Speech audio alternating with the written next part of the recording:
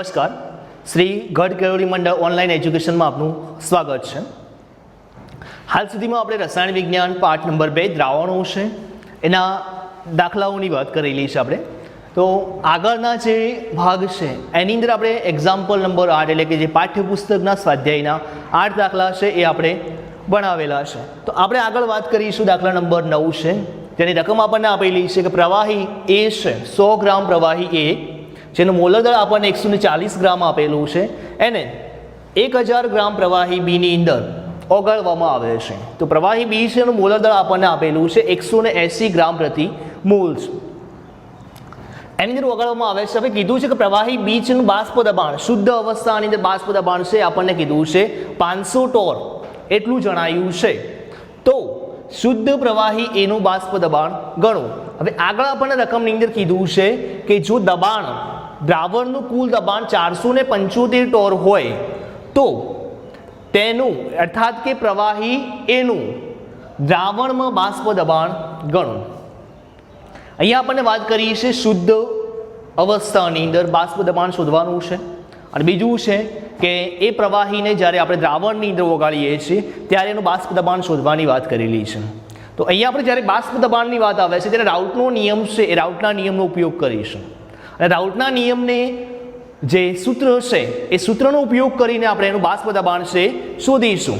તો રાઉટના નિયમ મુજબ આપણે કહીએ કે એનું બાષ્પ દબાણ છે એ જે તે ઘટકના મોલ અંશ પર આધાર રાખે છે। જે તે ઘટક હશે એ ઘટકના મોલ અંશ ઉપર આધાર રાખે છે, તો મોલ અંશના આધારે આપણે એનું બાષ્પ દબાણ છે શોધી શકીએ છીએ। તો એના માટે આપણે શું કરવું પડશે? જે તે ઘટકના મોલ અંશ શોધવા પડશે। તો મોલ અંશ શોધવા માટે પહેલાં આપણે એ ઘટકના મોલ શોધવા પડશે। તો પહેલાં આપણે શું કરીશું? પ્રવાહી એ અને પ્રવાહી બી બંનેના દળ આપેલા છે, એના આણ્વીય દળ આપેલા છે, તો એના પરથી આપણે એના મોલ છે શોધીશું। તો પહેલાં આપણે પ્રવાહી એ છે એના મોલ શોધીશું।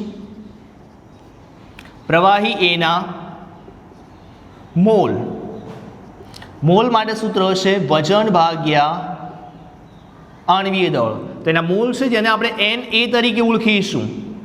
તો Na બરાબર એનું વજન આપણને આપેલું છે 100 ગ્રામ ભાગ્યા એનું આણ્વીય દળ આપણને આપેલું છે 140 ગ્રામ આણ્વીય દળ છે આપણને આપેલું છે। તો 100 ભાગ્યા 140, તો એના મોલ છે એ 0.7143 મળે છે। 100 ભાગ્યા 140 એટલે પ્રવાહી ઘટક એ છે એના મોલ આપણને મળે છે 0.7143 મોલ છે એના મળે છે। એ જ રીતે આપણે પ્રવાહી બીના મોલ શોધીશું।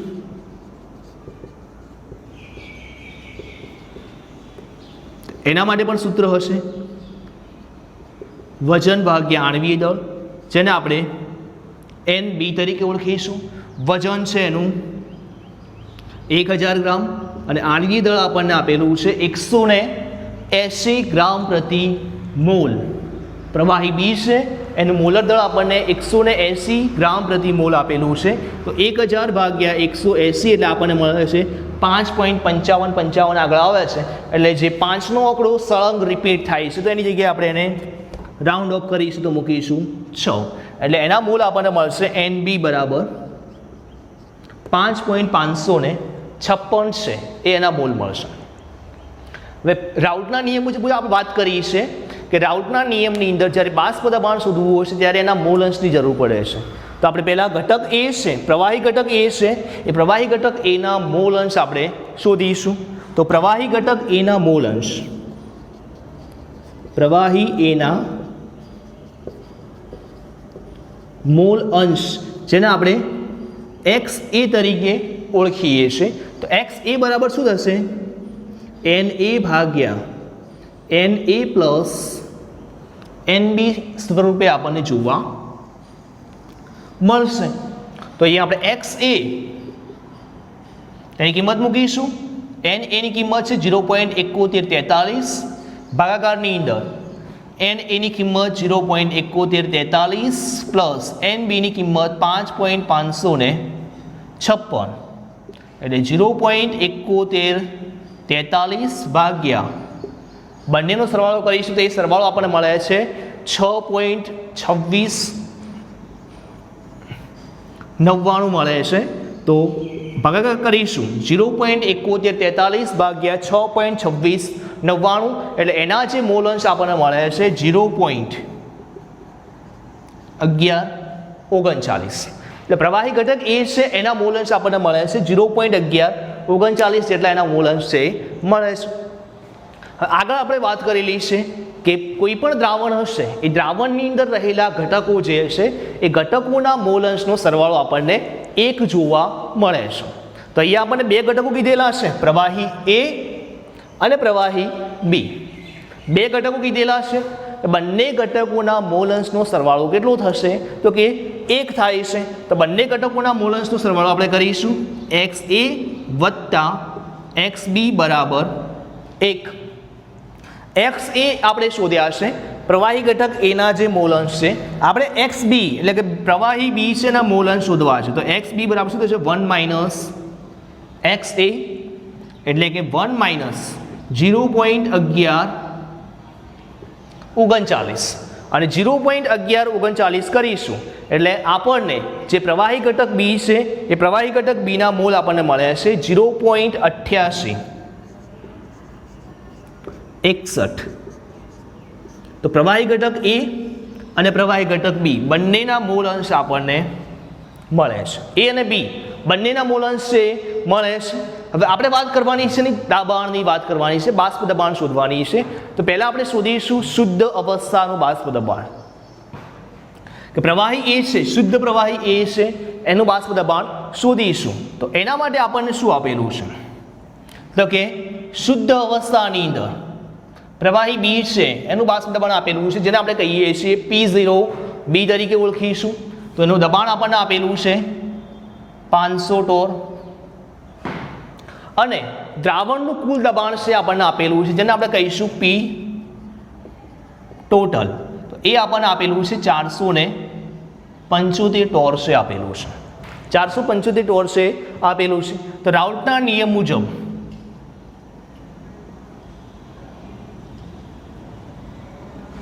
જે P ટોટલ છે એ કેટલું થશે તો P0 A into XA plus P0 B into XB. P0 A ની કિંમત આપણે શોધવાની છે, તો આપણે સૂત્રની કિંમત મૂકીશું. P ટોટલ છે 475, P0 A ના A, XA ની કિંમત આપણે શોધી 0.1139 પ્લસ P0B એટલે આપણું છે દબાણ છે 500 ટોર અને XB જે આપણને મળે છે 0.8861. આગળ કરીશું 475 બરાબર P0A કાઉન્સની અંદર 0.1139 પ્લસ 500 ગુણ્યા 0.8861, 500 ગુણ્યા 0.8861 એટલે આપણને એનો જવાબ મળશે 443.05. 443.05 મળે છે. આ પ્લસ છે એને ઉપાડી અને બરાબરની આ બાજુ લાવીશું તો આપણને શું મળશે માઇનસ થશે. તો 475 માઇનસ 443.05 બરાબર P0A ઇન્ટુ 0.1139. આની બાદબાકી કરીશું 475 માઇનસ 443.05 તો બાદબાકી કરીશું તો આપણને મળે છે 31.95 બરાબર P0A ઇન્ટુ 0.1139. તો P0A શુદ્ધ અવસ્થાની અંદર જે દબાણ શોધવાનું છે તો P0A બરાબર 31.95 ભાગ્યા 0.1139 એટલે એનું શુદ્ધ અવસ્થાની અંદર બાષ્પ દબાણ મળશે કે 0.31.95 ભાગ્યા 0.1139 કરીશું ત્યારે એનું શુદ્ધ અવસ્થાની અંદર બાષ્પ દબાણ મળે છે P0A કહીએ છીએ આપણે એને. તો એ કેટલું મળશે તો કે 280.5 ટોર છે એ મળે છે.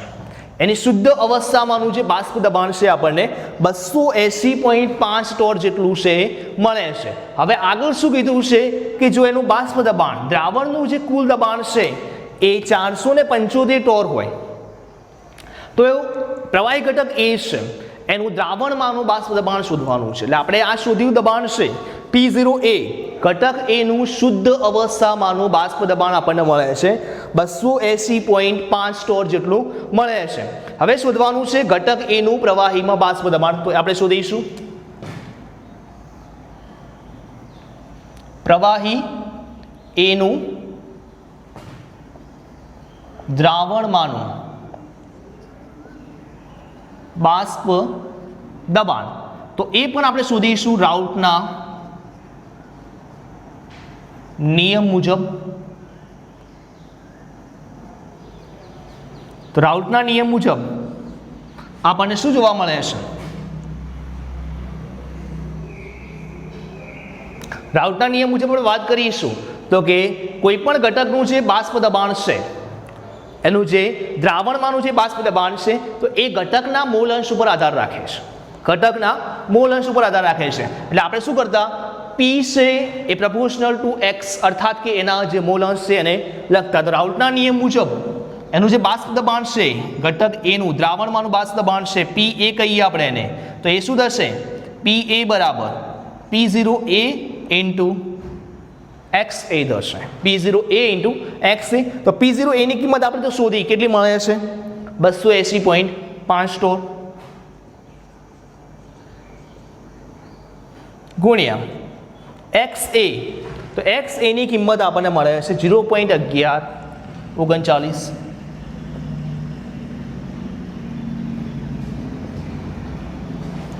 તો 280.5 ગુણ્યા 0.1139 એટલે આપણને એની કિંમત મળશે 11.949 ટોર. 11.949 ટોર એટલે એનું આપણે બાષ્પ દબાણ, દ્રાવણમાંનું બાષ્પ દબાણ આપણે એપ્રોક્સિમેટલી 32 સ્ટોર જેટલું લઈએ. એપ્રોક્સિમેટલી 32 સ્ટોર જેટલું છે બાષ્પ દબાણ આપણે લઈશું. તો દ્રાવણમાંનું ઘટક એ છે, પ્રવાહી ઘટક એ છે, એનું દ્રાવણમાંનું બાષ્પ દબાણ આપણે કહીએ છીએ PA, જે આપણને 32 સ્ટોર જેટલું મળે છે.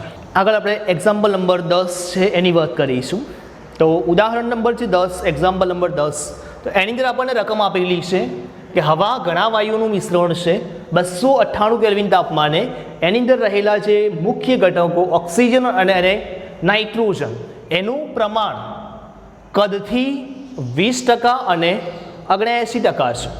જો 10 એટમોસ્ફિયર એટલે કે 10 વાતાવરણ દબાણે પાણી હવા સાથે સંતુલનમાં હશે, 10 વાતાવરણ દબાણે પાણી છે એ હવા સાથે સંતુલનમાં હશે, તો હેનરી નિયમ અચળાંક ઓક્સિજન અને નાઇટ્રોજન માટે આપણને આપેલા છે કે અનુક્રમે 298 કેલ્વિન તાપમાને ઓક્સિજન માટે હેનરી અચળાંકનું મૂલ્ય 3.30 ગુણ્યા 10⁷ mm છે અને નાઇટ્રોજન માટેનું મૂલ્ય છે 6.51 ગુણ્યા 10⁷ mm છે.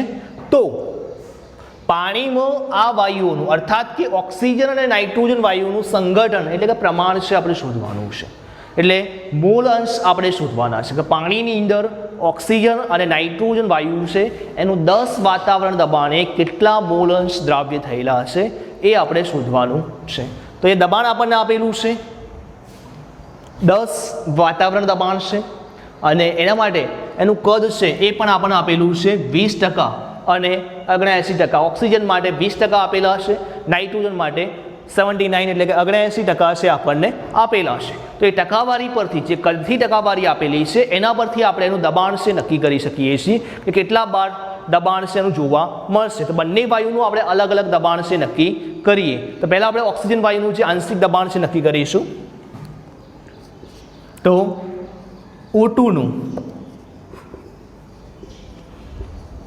આંશિક દબાણ, તો O2 નું જે આંશિક દબાણ એને આપણે કહીશું PO2 તરીકે ઓળખીએ. તો એ કેટલું હશે? તો કે હવા એ પાણી સાથે કેટલા વાતાવરણ દબાણે સંતુલનમાં હશે? તો કે 10 એટમોસ્ફિયર, 10 વાતાવરણ દબાણે સંતુલનમાં હશે. તો એના કેટલા ટકા? તો કે 20%. ઓક્સિજન સાથે કેટલા ટકા છે? 20%થી એ અને પ્રમાણ છે એ દર્શાવે છે, કદથી 20% જેટલું દર્શાવે છે. તો આપણે એનું દબાણ છે શોધીશું. તો 10 ગુણ્યા 20% વાળી, બરાબર, તો 20% છે એટલે શું થશે 10 ગુણ્યા 20 ભાગ્યા 100. ટકાવારીનું ચિહ્ન છે દૂર કરીશું તો આપણને કેટલા મળશે? 2 વાતાવરણ. આ આપણને મળે છે PO2. અને એ આપણે વાત કરી કે હેનરી અચળાંક આપણને એમએમમાં આપેલો છે.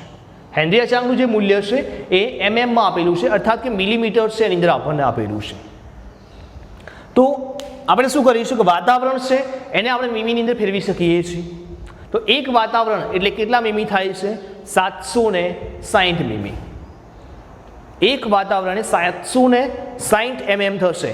તો અહીંયા આપણે જે એમએમની અંદર કન્વર્ટ કરવા હશે તો એક વાતાવરણ છે, વાતાવરણની જગ્યાએ 760 વડે ગુણીશું તો આપણને એનું મૂલ્ય છે મળશે. તો PO2 બરાબર 2 ગુણ્યા 760 mm દબાણ છે આપણને મળશે. એ જ રીતે નાઇટ્રોજન માટેનું આપણે આંશિક દબાણ છે શોધીશું. તો N2 નું આંશિક દબાણ જેને આપણે N2 તરીકે ઓળખીએ છીએ તો એ પણ કેટલું થશે? 10 ગુણ્યા 79%. એટલે કે 79% એનું પ્રમાણ છે આપણને આપેલું છે. તો શું થશે? 10 ગુણ્યા 79 ભાગ્યા 100 એટલે આપણને એનું મૂલ્ય છે 7.9 વાતાવરણ છે એ મળશે. N2 છે એનું મૂલ્ય આપણને 7.9 વાતાવરણ મળશે. અને વાતાવરણમાંથી આપણે કન્વર્ટ કરીશું તેને 760 વડે ગુણીશું. વાતાવરણમાંથી એમએમની અંદર કન્વર્ટ કરીશું તો 760 mm છે આપણને મળશે. હવે એના પાણીમાં એ વાયુનું જે પ્રમાણ છે શોધવાનું કીધું છે. તો બંનેનું પ્રમાણ આપણે શોધીશું કે પાણીમાં ઓક્સિજન અને નાઇટ્રોજન વાયુનું જે પ્રમાણ છે એ પ્રમાણ આપણે શોધીશું. તો આપણે શોધીશું કે પાણીમાં દ્રાવ્ય થયેલા બંને વાયુનું સંઘટન હેનરીના નિયમ મુજબ. હેનરીનો જે નિયમ છે એ હેનરીના નિયમ મુજબ બંને વાયુનું સંઘટન અર્થાત કે પ્રમાણ આપણે શોધીશું. તો N2 પહેલા O2 માટે શોધીએ તો શું થશે? PO2 બરાબર KH ઇન્ટુ XO2 થશે. PO2 આપણી પાસે છે, KH તો ઓક્સિજન માટે KH નું મૂલ્ય આપણને આપેલું છે 3.30 ગુણ્યા 10⁻7 mm. તો આપણે શોધવાના છે XO2. તો XO2 બરાબર PO2 ભાગ્યા KH. PO2 નું મૂલ્ય આપણને ખ્યાલ છે 2 ગુણ્યા 760. KH નું મૂલ્ય ઓક્સિજન માટે KH નું મૂલ્ય કેટલું છે? 3.30 ગુણ્યા 10⁻7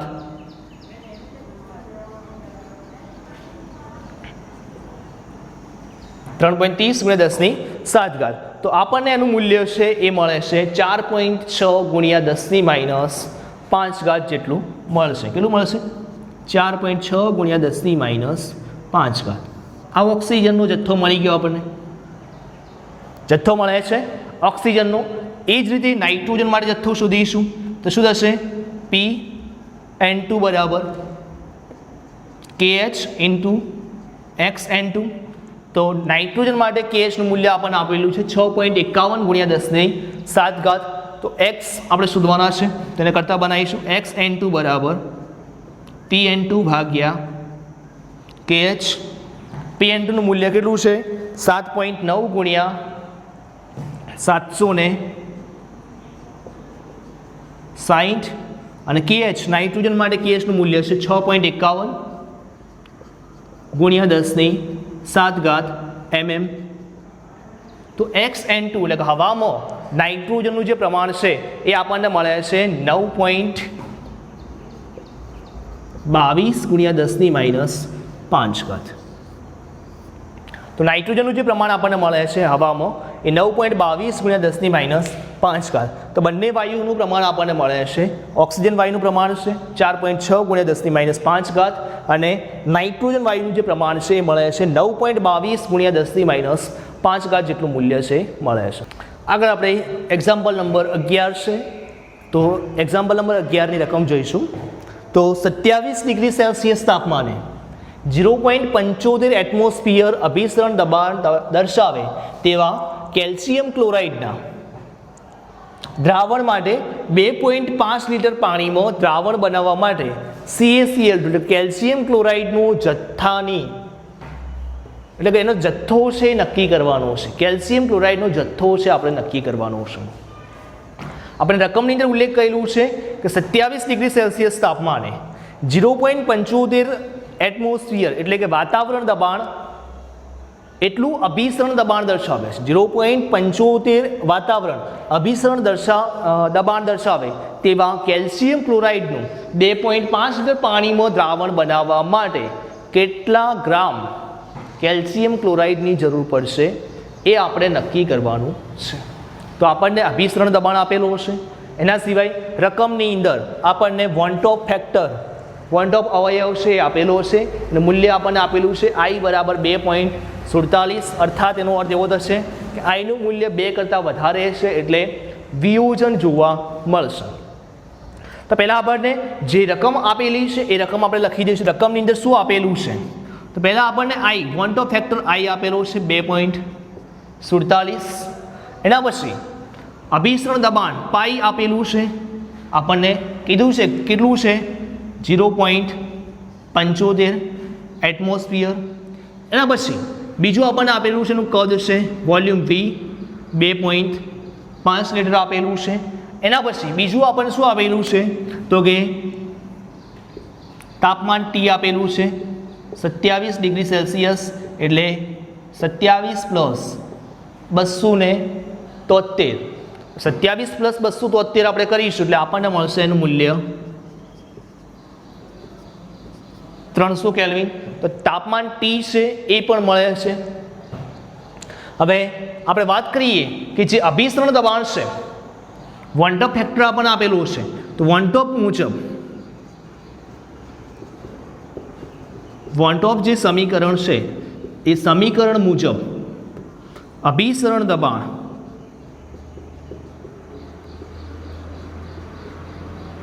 પાઈ બરાબર શું થશે I into CRT I into શું થશે CRT.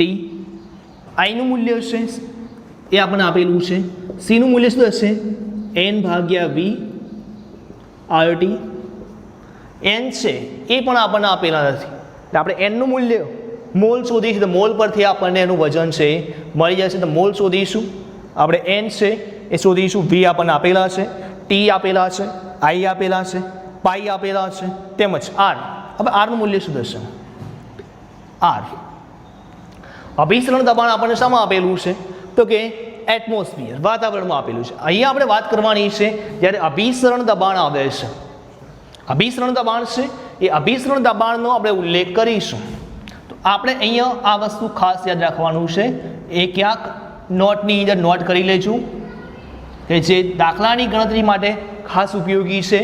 આરનું મૂલ્ય શું મૂકવું આરનું મૂલ્ય છે એ શું મૂકવું એના માટે આપણે આરનું મૂલ્ય છે હું તમને અહીંયા લખાવું છું જે નોટની અંદર ખાસ નોટ કરી લેવું કે આરનું મૂલ્ય આપણે શું મૂકીશું. તો આરનું મૂલ્ય 0.0821 0.0821. તો આ મૂલ્ય ક્યારે હશે કે જ્યારે આરનો એકમ litre into atmosphere into mole inverse into kelvin inverse. 0.0821 લો અથવા તો 0.082 લો.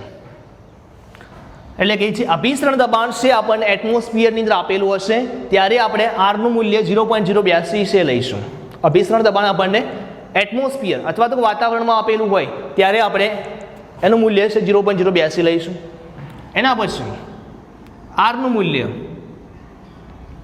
0.083 litre into bar into mole inverse into kelvin inverse. આરનું જે મૂલ્ય છે એ આપણને એટલે કે વાતાવરણ દબાણ અભિસરણ દબાણનું મૂલ્ય 12 ની અંદર જો શોધવું હોય તો વાયુ અચળાંક આરનું જે મૂલ્ય હશે 0.083 લેવું અને ત્રીજું મૂલ્ય છે આર બરાબર 8.314 ગુણ્યા 10⁻³ litre into pascal into mole inverse kelvin inverse એટલે કે જો અભિસરણ દબાણનું મૂલ્ય આપણે પાસ્કલ એકમની અંદર શોધવું હશે ત્યારે આરનું એકમ આરનું જે મૂલ્ય છે એ 8.314 ગુણ્યા 10⁻³ છે લેવાનું છે તો આ વસ્તુ ખાસ નોટની અંદર નોટ કરી લેશું કારણ કે દાખલાની ગણતરી વખતે આપણે આરના મૂલ્ય છે એ આરના મૂલ્યની અંદર જો ભૂલ કરીશું તો આપણને જવાબ છે એ યોગ્ય જવાબ મળશે નહીં માટે આપણને જો સાચો જવાબ ન મળે તો આખો દાખલો છે ખોટો પડે છે માટે આપણે આરનું મૂલ્ય છે એ નોટ કરી લઈશું કે જેથી કરીને અભિસરણ દબાણ આપેલું હશે કયા એકમની અંદર આપેલું છે એના આધારે આપણે વાયુ અચળાંક આરની કિંમત છે મૂકી શકીએ છીએ તો અહીંયા આપણને અભિસરણ દબાણ છે એટમોસ્ફિયર વાતાવરણમાં આપેલું છે માટે આપણે આરનું એકમ મૂલ્ય કયું લઈશું 0.082 આરનું મૂલ્ય કયું લઈશું 0.082 લીટર ઇન્ટુ વાતાવરણ પ્રતિ મોલ ઇન્વર્સ કેલ્વિન ઇન્વર્સ બરાબર તો કિંમત આપણે મૂકીશું આની અંદર આપણે એનની ગણતરી કરવાની છે તો એનને સૂત્રનો કરતા બનાવીશું એન છે ને સૂત્રનો કરતા બનાવીશું તો એન બરાબર શું થશે પાઈ ઇન્ટુ વી ભાગ્યા આઈ આર ટી આ પ્રકારે આપણને જોવા મળશે પાઈની કિંમત આપણે મૂકીએ કેટલી આપેલી છે 0.75 ગુણ્યા કદ વી છે આપણે લીટરમાં જ લેવાનું છે વીનું મૂલ્ય આપણને આપેલું છે 2.5 આઈનું મૂલ્ય 1/5 છે 2.47 આરનું મૂલ્ય આપણે હાલ વાત કરી કે આરનું મૂલ્ય કેટલું લેવાનું છે 0.082 અને તાપમાન ટી છે 300 કેલ્વિન છે જોવા મળે છે એટલે આપણે આ મૂલ્ય મૂકીશું એટલે આપણને એના મોલ છે એ મોલ મળે છે 0.0308 જે મોલ છે એ મોલની કિંમત એટલે કે CaCl2 ની જે કિંમત છે આપણને મળે છે 0.0308 મોલ છે આપણને મળે છે હવે આપણને એ જથ્થો શોધવાનો કીધો છે કે CaCl2 નો જથ્થો કેટલો જોવા મળશે તો CaCl2 નો જથ્થો એ શોધવું છે તો શું થશે CaCl2 નું આણ્વીય દળ અને એનો ગુણાકાર આપણે એના મોલ સાથે કરીશું આણ્વીય દળ અને મોલનો ગુણાકાર કરીશું તો આપણને એનો જથ્થો છે મળશે તો એ CaCl2 નું આણ્વીય દળ કેટલું થશે તો કે ક્લોરીન છે એના 35.5 અને કેલ્શિયમ છે એના 40 તો 35.5 ગુણ્યા 2 એટલે 71 અને પ્લસ કેલ્શિયમના 40 એટલે આપણને મળશે 111 ગ્રામ પ્રતિ મોલ તો એનું વજન છે આપણે શોધીશું 111 ગુણ્યા CaCl2 ના મોલ મળે છે 0.0308 તો 111 ગુણ્યા 0.0308 એટલે આપણને મૂલ્ય મળે છે 3.4188 ગ્રામ જેને આપણે એપ્રોક્સિમેટલી 3.42 ગ્રામ જેટલું લઈશું તો CaCl2 નો જથ્થો આપણને 3.42 ગ્રામ જેટલો મળે છે એટલે કે આપણે વાત કરીએ કે અભિસરણ દબાણ જો 0.75 વાતાવરણ રાખવું હશે તો એની અંદર જે CaCl2 નો જે જથ્થો છે એ 3.42 ગ્રામ જેટલો રાખવો પડશે તો અહીંયા આપણે જે ચેપ્ટર નંબર 2 છે દ્રાવણો છે એના એક્ઝામ્પલ પૂરા કરીએ છીએ થિયરી પણ આપણે કમ્પ્લીટ કરી તો અહીંયા ચેપ્ટર નંબર 2 છે એ આપણે પૂર્ણ કરીએ છીએ અને બાકીના જે એક્ઝામ્પલ છે સ્વાધ્યાયની અંદર રહેલા તો એ જાતે પ્રયત્ન કરવા આપણે નમસ્કાર